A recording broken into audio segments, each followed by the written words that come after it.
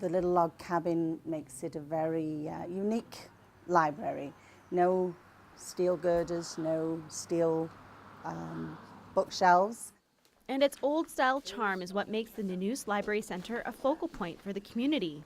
But it's more than just a library, thanks to its wealth of volunteers.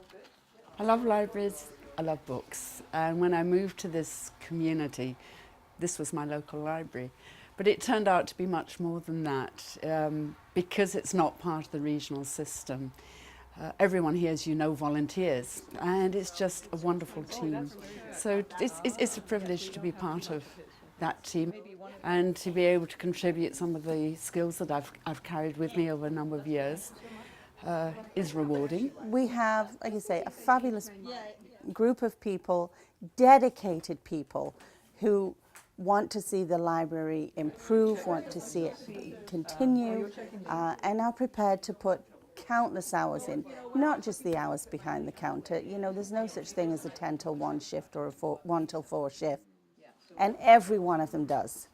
They have a lot of pride in what they do in this library. I think if you ask anybody who's associated with the library, they will talk about it at great length and with great pride.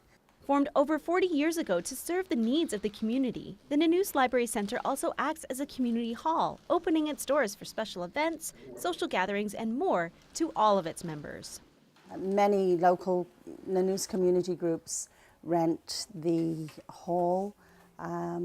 We have a young lady who manages all that for us, and that is a major source of funding for us. They don't just take books out, but they support all the fundraising events enthusiastically. So they actually turn into community gatherings. From the outside, the library looks like a rustic cabin, but once you step inside, you can see that these shelves hold over 5,500 books. You can even find contemporary bestsellers. Our book buyers stay very up to date with all the current listings, and so every month there will be a selection from them. So when Half-Blood Blues came out, that was on the shelves. When Sisters Brothers came out, that was on the shelves. When there's a new book by a favourite author, that is likely to be on the shelves within weeks of it, if not days of it coming out. We have a large fiction hardback section and a fairly large paperback fiction section, and a slightly smaller reference section, all of which are in any month actively taken out. Generally, we're probably seeing between 300 and 400 items a month going out. Our books on our bookshelves should be pristine and current and in line with what our readers want. And if we're not putting on the shelves what our readers want, then we want them to tell us. The Nanoose Library Centre is a great source of information, and not only through books.